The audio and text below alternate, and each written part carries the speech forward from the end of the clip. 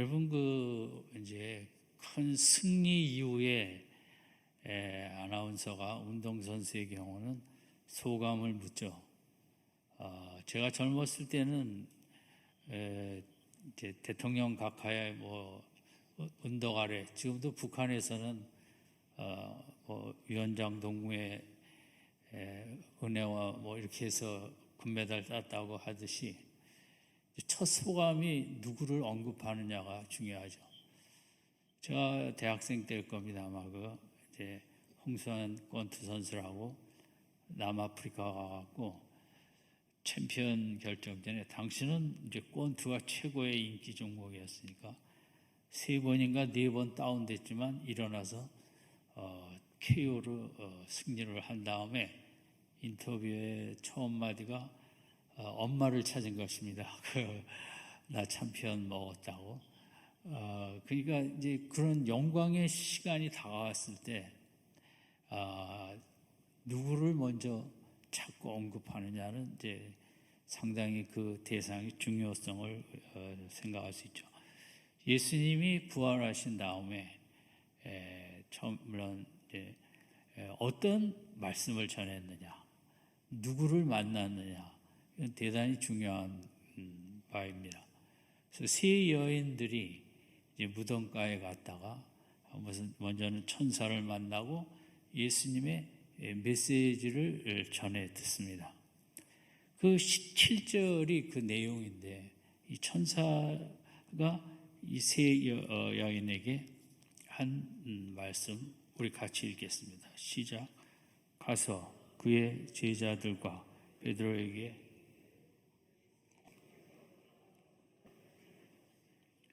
전에 너희에게 말씀하신 대로 너희가 거기서 배우리라 하는지라. 여기서 중요한 단어는 두 단어인데 베드로와 갈릴리라는 두 단어입니다. 왜냐하면 예수님이 부활하신 다음에 처음 나타나신다면 우리가 일반적으로 생각하면 빌라도에게 나타날 수 있습니다. 또 종교 지도자들 앞에 그 부활의 영광의 모습으로 나타나서 너희들이 얼마나 잘못했으며 죄를 회개해야 된다고 그럴 수 있죠. 예수님은 그러나 부활하신 다음에 첫 번째 만난 대상은 그런 대상이 아니라 이제 막달라 마리아부터 만났죠. 그러니까 우리가 이 부분이 이제 상당히 특이한 부분입니다. 주님 십자가 곁에 끝까지 머물렀던 사도 요한을 언급할 수 있습니다. 요한에게 가서 전해라. 갈릴리에서 만나자고. 근데 이 베드로는 이름이 왜 언급이 됐습니까? 뭘 잘했다고? 근데 제일 잘못이 많은 사람이죠. 마지막 밤에 예수님을 부인을 3번 하고 저주까지 한 사람이 베드로입니다. 그래서 부활 이전에 예수님이 제일 섭섭해 할 수 있는 대상이었다면 베드로일 것입니다. 어떻게 그럴 수가 있느냐? 또 가장 충성과 헌신을 맹세한 사람이 베드로였습니다. 그런데 이제 한순간의 두려움 속에 주님을 부인하게 됐죠. 그러니까 예수님이 부활하신 다음에 제일 먼저 찾을 수 있는 대상이라면 제자들 중에 저는 사도 요한이라고 생각할 것 같습니다. 어머니도 맡겼고 끝까지 십자가 곁에 자리를 위험을 무릅쓰고 지켰던 베드로는 제자들 중에 가장 예수님 앞에 정말 부끄러운 일을 한 사람이거든요. 그럼에도 예수님은 부활의 첫 메시지를 제자들에게 전하라가 아니라 제자들과 베드로에게 전하라. 베드로라는 이름을 언급하셨습니다. 가장 수치스러운 대상이었는데 어떻게 보면 가장 영광의 대상으로 뽑혔다는 반전이죠. 여기에 기독교의 핵심이 있고 여기에 우리가 예수님의 마음, 하나님의 마음을 잘 이해할 수 있는 부분입니다.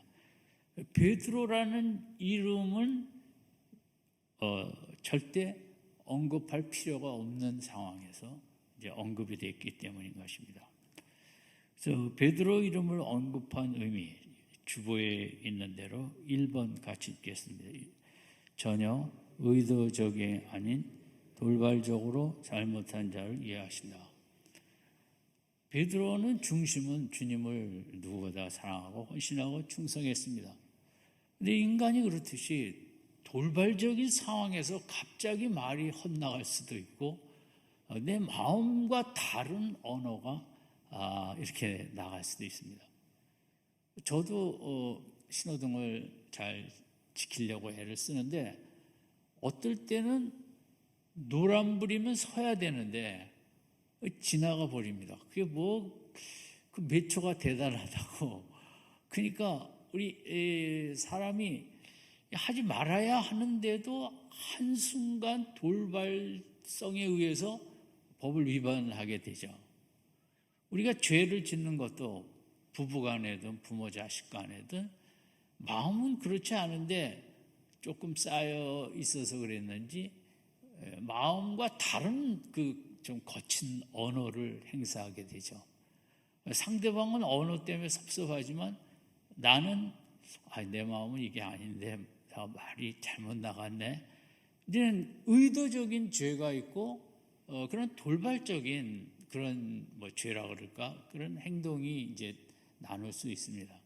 그래서 예수님이 보실 때 베드로가 전날 밤에 예수님을 모른다고 저주하고 부인하는 것은 베드로 마음의 중심이 그런 건 아니고 베드로는 누구보다 주님을 사랑했기 때문에 따라왔거든요. 끝까지 법정 종교 재판하는 대제사장들 앞까지 갔는데 그만 한순간의 두려움 속에 주님을 부인하게 된 것입니다. 예수님은 그런 걸 다 이해하시죠. 너와 나와의 관계는 아무런 변화가 없다는 거죠.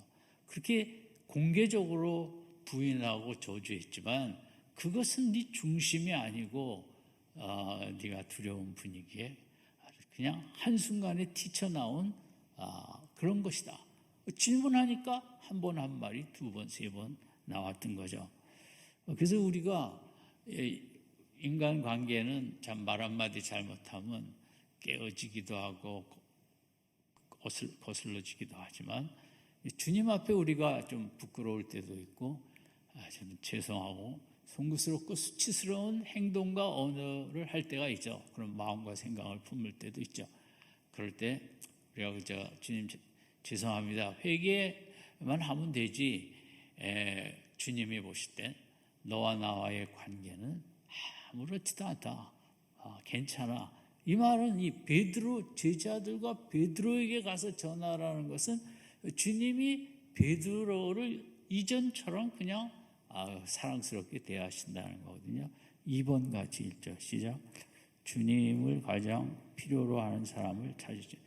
베드로를 찾는다는 것은 당시에 11제자들 중에 베드로처럼 주님을 필요로 하는 사람은 없었을 것입니다. 주님의 용서와 관용과 이해와 사랑의 따뜻한 마음, 다른 제자들도 그랬지만 베드로는 더 컸겠죠.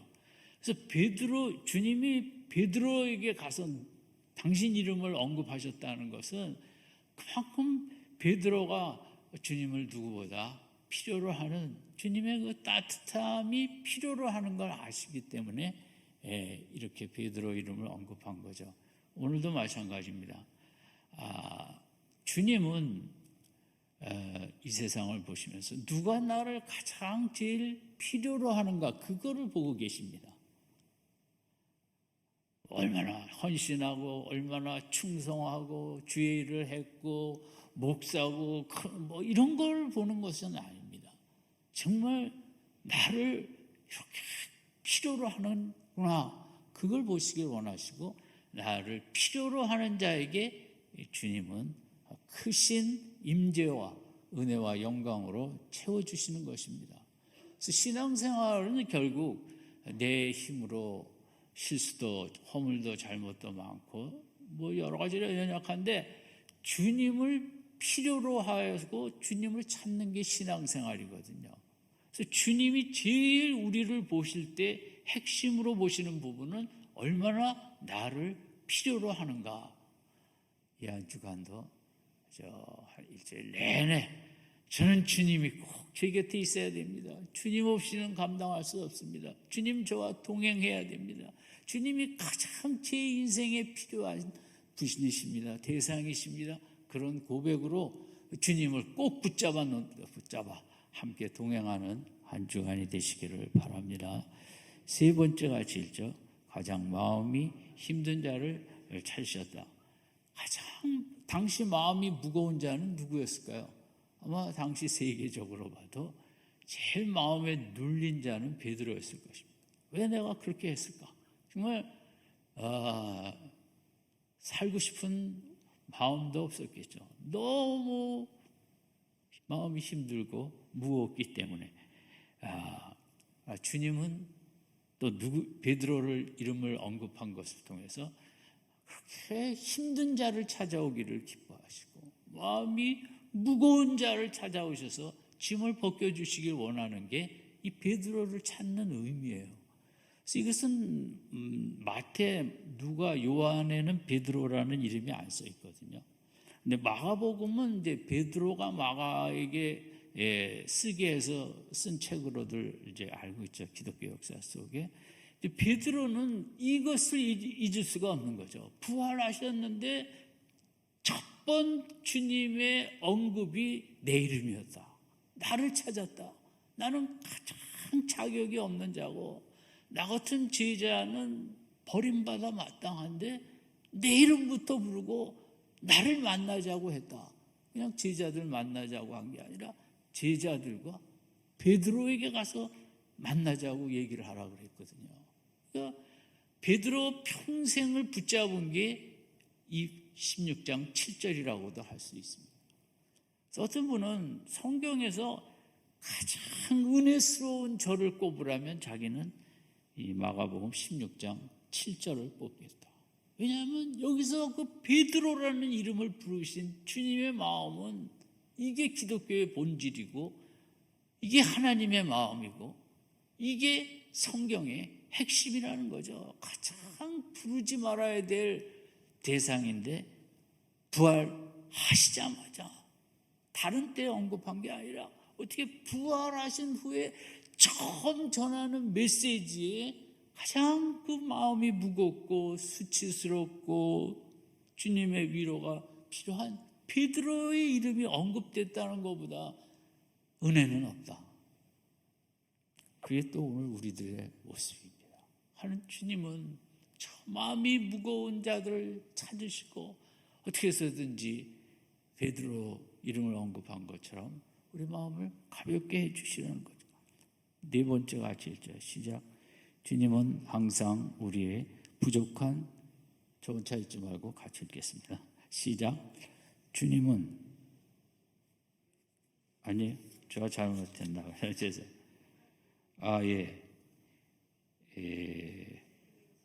제가 뭐가 잘못됐어요. 죄송합니다.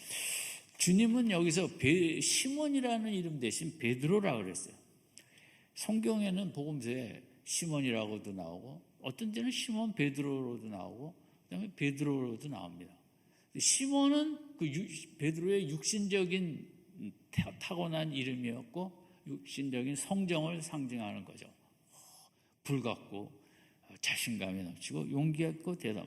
그러나 그 시몬은 이렇게 그 처절하게 이제 예수님 십자가 전날 무너졌죠.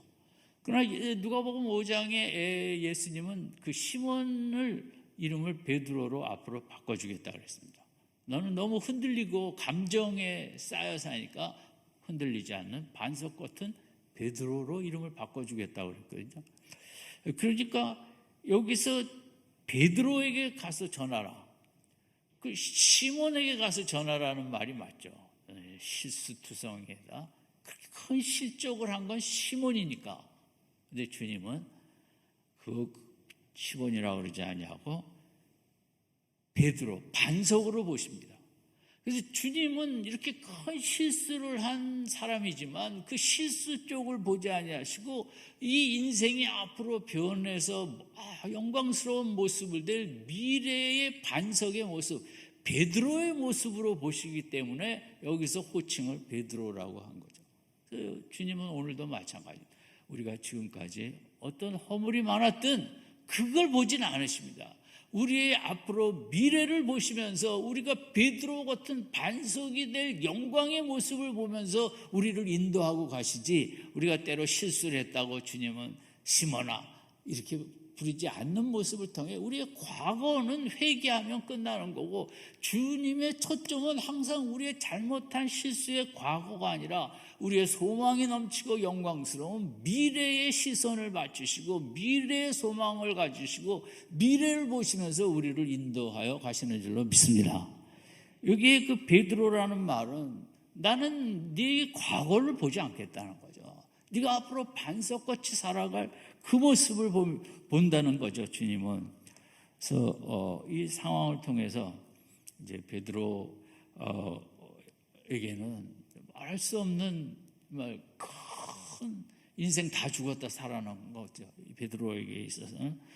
이 부분을 통해 우리가 생각할 수 있는 것은 이제 주님은 두 번째 기회를 주시기를 기뻐하신다는 거죠. 영어로 세컨드 찬스를 주시기를 기뻐하십니다. 성경의 모든 인물들이 모세 40에 무너졌지만 그러나 좀 오래 기다려서 그렇지 80에 다시 기회를 주셨죠. 세컨드 찬스를 주셨죠.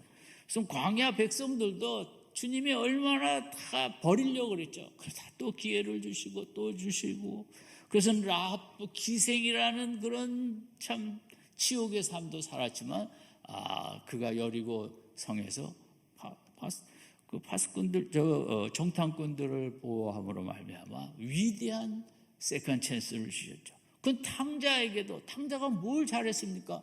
그냥 아버지한테 돌아온 것. 우리 얘기죠. 우리가 주님 앞에 잘한 거 하나도 없고 그냥 주님 앞에 두 손 들고 내 힘으로 살 수 없다고 이제 용서해달라고 돌아온 것밖에 없지만, 우리에게 세컨드 찬스를 주셔서 영적으로 이렇게 믿음 안에 많은 은혜를 누리고 사는 복된 축복을 주신 것은, 선지자 요나도 하나님 말씀 싫다고 도망갔지만 그에게도 다시 기회를 주셨고, 나오미에게도 잘 살아보자고 돈이 다라고 모압으로 가서 남편 아들 둘 다 죽었지만 돌아올 때, 베들레헴으로 돌아올 때 그렇게 다시 한번 세컨드 찬스를 주셔갖고 구원의 역사에 귀한 어머니의 족적을 남기게 했죠. 그것은 다윗도 마찬가지고 세리마태도 민족의 반역자 중에 반역자지만 주님은 세컨드 찬스를 주셔서 마태복음을 기록한 사람으로 만들고, 삭개오도 그렇고 십자가 옆에 강도는 숨지기 직전에 세컨드 찬스를 주신 거예요. 얼마나 주님의 우리의 인생에 대한 사랑하심과 열망을 느끼고 있어요. 그래서 아브라함도 그렇고 요셉의 형제들에게 요셉이 다시기를 줬고, 또 삼손에게도 그 죽는 순간에 세컨드 찬스를 주셔갖고 수많은 블레셋을 죽이게 하지 않았습니까? 그럼 우리가 십자가 하면 이제 용서를 생각하죠. 용서는 두 가지 의미로 볼 수 있는데, 하나는 과거의 잘못을 다 삭제한 거죠. 없애버린 거고. 그러나 용서는 또 미래적인 의미를 우리가 잊지 말아요. 미래를 열어준다는 거죠. 과거를 다 청산하고 주님의 영광의 계획으로 이끌어 가신다는, 우리에게 정말 말할 수 없는 소망을 주신다는 그런 미래적인 요소가 같이 포함되어 있습니다. 그래서 용서라는 것을 그냥 내 죄를 잘못을 용서해 주셨지, 다 씻어 주셨지, 그걸 떠나서 용서했다는 것은 위대한 영광의 세컨드 찬스를 주시겠다는 거거든요. 근데 우리가 부족하니까 그 세컨드 찬스가 죽을 때까지 필요한 거죠. 또 용서해 주시고, 그러면 용서는 잘못을 씻어 주셨다는 것뿐만 아니라 미래의 기회를 주시겠다는 거죠. 미래를 또 열어 주시겠다는 그런 이제 귀한 의미를 갖고 있는 거죠. 그래서 기독교의 최고의 핵심 주제가 용서인데, 용서는 과거를 해결하고 미래를 열어준다는 그런 그 성경적인 의미를 생각하고, 용서 안에 다시 기회를 주신, 여러분이 자녀에게 공부 안 했다고 야단 칠려다가 그래 믿고 믿을 테니 열심히 해봐. 다시 기회를 준다는 것은 그 미래지향적인 용서 아닙니까? 그래서 이 제2의 기회, 세컨 찬스를 주는 네 가지 이유에 대해서 어떤 분은 웰빙이 좋은 거 먹고 좋은 공기 마시는 게 아니라 가정 안에서도 부부관계, 부모 자식이나 세상 속에서도 실수하고 잘못했을 때 세컨 찬스를 주는 이런 삶이 웰빙의 삶이다. 그런 모습이 있을 때 공동체가 너무 이제 좋은 공동체가 된다는 거예요. 두 번째는 이렇게 세컨 찬스를 체험하면 사람이 변화가 된다는 거죠. 기회를 안 주고 윽박지르고 벌만 주면 앙심을 품죠. 그러나 다 이해하고 다시 기회를 줄 때 여기서 진정한 변화가 나타나고, 그렇게 세컨 찬스를 받을 때 큰 정서적인 에너지가 생긴다는 거예요. 잘해야지. 운동선수들도 실수했는데 또 주전으로 뽑아서 시합에 내보낼 때 하지만 내가 잘해야지 에너지가 솟고, 네 번째는 이렇게 세컨 찬스를 받은 사람은 남들에게도 똑같이 기회를 줍니다. 그래서 그것은 좀 관대한 사회를 만드는 거죠. 관대한 이유. 그래서 다음 정권은 누가 잡을지 또 잡자마자 적폐청산할까요?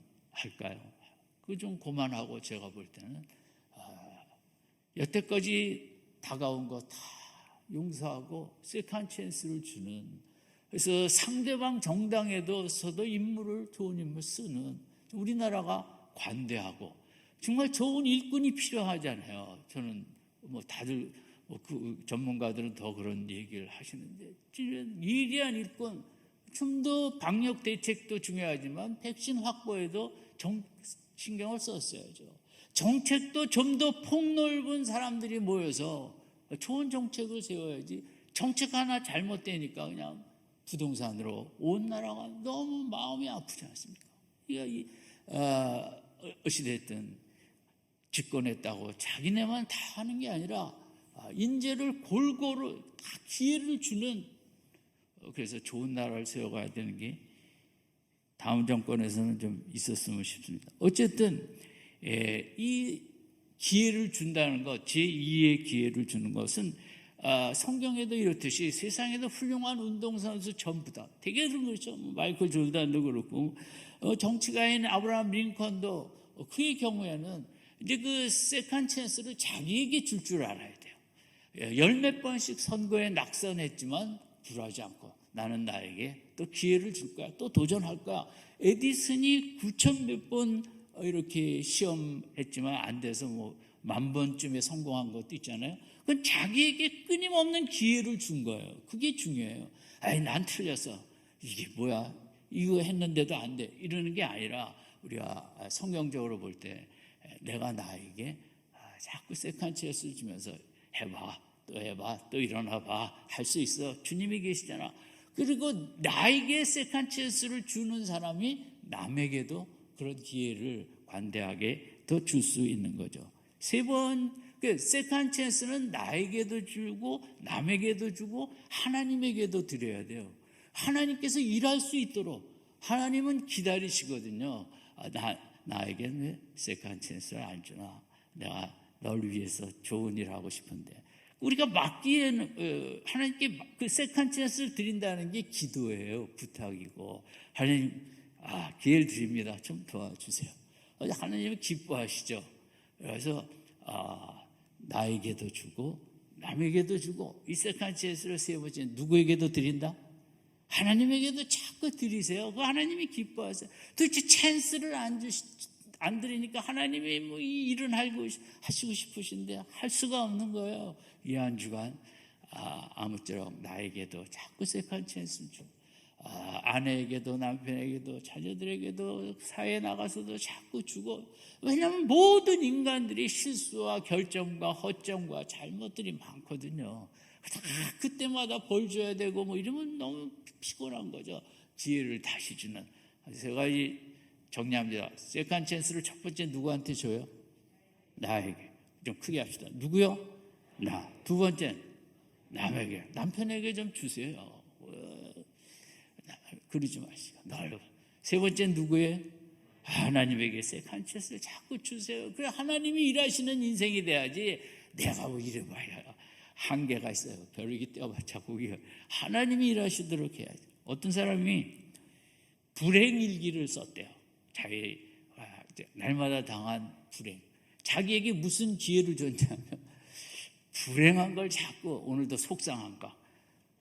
그러니까 좀 지나니까 맨날 속상한 것만 생각하고 인생이 너무 어둡고 답답하고 그래서 이제 이거 안 되겠다. 일기를 바꾸자. 그래서 행복일기를 쓰기로 했대요. 자기에게 행복일기를 쓸 수 있는 기회를 준 거예요. 날마다 행복한 걸 이렇게 쓰다 보니까 너무 기쁘고 너무 마음이 넓어지고 나에게 이렇게 좋은 일들이 많이 일어나는구나, 더 일어나겠구나. 여러분 우리에게 무슨 기회를 줘야 될까요? 화나는 기회를 너무 많이 주면 안 돼요. 신경질 나는 기회, 속상한 기회, 미래를 어둡게 보는 그런 기회를 주지 말고 하나님에게 맡기면서 하나님이 일하실 기회를 드리면서 하나님이 나를 인도하실 거야 기뻐하고 행복함을 누리는 게 우리들이 해야 될 일이죠. 그리고 또 하나 여기 중요한 건 갈릴리라는 단어라고 그랬습니다. 왜 갈릴리에서 만나자 그랬을까? 그 갈릴리는 왜 예루살렘 베드로가 부인한 그 대제사장 뜰에서 만나자 그래요. 그죠? 우리 같으면 네가 여기서 잘못한 거 기억해봐 이렇게 되는데 갈릴리는 그 순수한 제자들이 예수님과 뒹굴던 것이에요.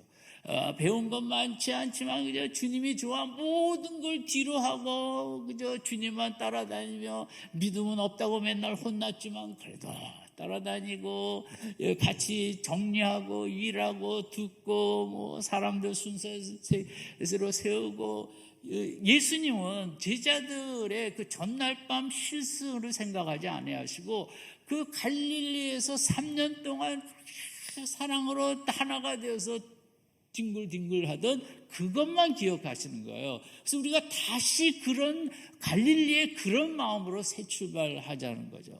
상담하시는 분들도 부부관계가 이제 상당히 안 좋으면 두 분이 처음 만나서 그렇게 열렬하게 데이트했던 그런 장소들 좀 찾아가 보세요. 그런 글 제가 읽은 기억이 납니다. 그러면 그때 내가 눈이 좀 삐긴 뼈지만 이 사람한테 그렇게 마음 빼앗기고 좋아했던 점들을 생각해내고 뭐 이러면서 이제 도움이 된다는 거죠.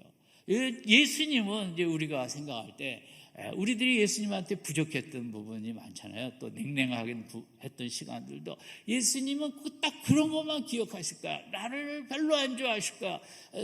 주님 앞에 내가 한 게 없으니까.